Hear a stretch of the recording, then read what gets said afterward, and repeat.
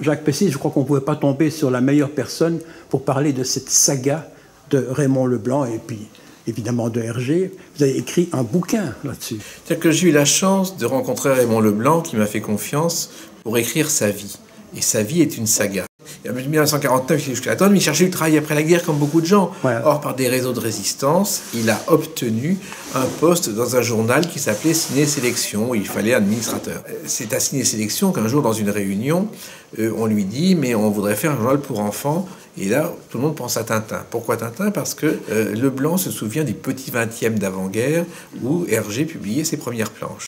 Et puis, Hergé a disparu, on ne sait pas où il est, puisque après la guerre, il a eu quelques soucis, il se cache, et par un ami d'amis, eh bien, Raymond Leblanc réussit à avoir un rendez-vous avec Hergé. Est-ce qu'il avait vraiment des gros soucis?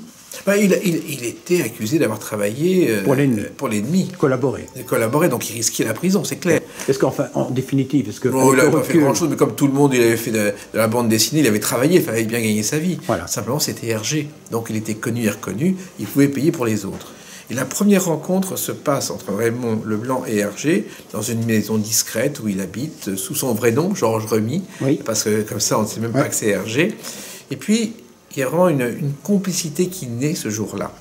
Et Raymond Leblanc lui propose de faire un journal pour les enfants qui s'appellerait Tintin. Hergé, bien entendu, est séduit, mais il dit « mais je ne peux plus travailler ».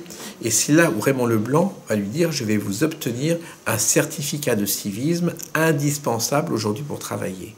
Et Hergé n'y croit pas. Et quand un jour, Raymond Leblanc, grâce à ses amis de la Résistance, grâce à des relations, va obtenir ce certificat de civisme, Hergé va lui dire « monsieur, vous êtes un illusionniste, bravo ».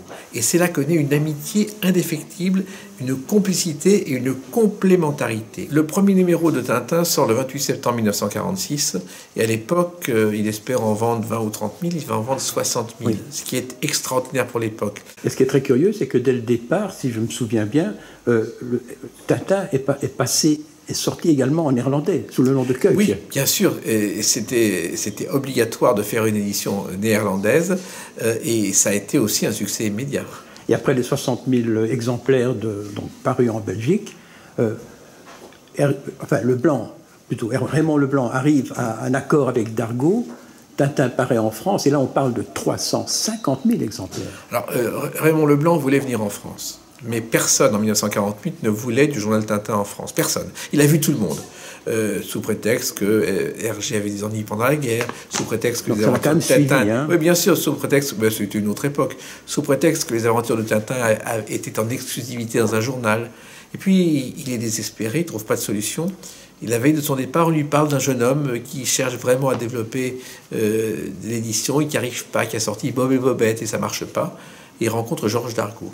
Un coup de foudre, en 2 heures, ils vont se mettre d'accord et décider 5 mois plus tard de sortir le journal Tintin en France avec une clause bien précise, 5 semaines de différence entre l'édition belge et l'édition française. Et là, le succès vraiment est au sommet. Et quand on voit le Tintin et Milou au sommet de l'immeuble né en 1958, il y a Tintin et Milou de 9 mètres de haut que les touristes ou que les Bruxellois retrouvent, on se dit que c'est vraiment un symbole de la ville. Donc, en fait, ils avaient déjà quitté la rue du Lombard parce qu'il y avait plus de 100 personnes. Donc, ils se sont installés à l'avenue Paul-Henri Spaak. Oui, dans un quartier... À côté de la gare du Midi. Non, mais dans un quartier qui n'existait pas à l'époque. C'était un quartier en friche. Et Raymond Leblanc apprend qu'il y a des terrains à vendre. Il en achète un. Et il va créer cet immeuble. Il va prendre un risque financier énorme en créant l'immeuble qui est aujourd'hui celui du Lombard. Donc, il a vraiment tout inventé en complicité totale avec Hergé et avec une confiance et une amitié réciproque essentielle. Et il se lance dans la publicité. Alors, la publicité aussi. La publicité, il a l'idée de faire faire aux dessinateurs de BD, parce que il faut bien gagner sa vie et qu'une planche de BD, ça ne rapporte pas beaucoup d'argent, des publicités adaptées à une marque. Et c'est comme ça que des auteurs et des dessinateurs vont créer des scénarios et des dessins pour des marques spécifiques avec un coloriste de son équipe qui s'appelle Guy de Sissi et qui va créer Publiart. Et il va encore plus loin puisqu'il crée Bellevision. Bellevision, qui est le premier producteur de dessins animés belge et dont il veut faire le concurrent européen de Walt Disney. Avion publicitaire dans ce coin perdu? Mais que veut-il cet oiseau-là? Excellent travail de caméra.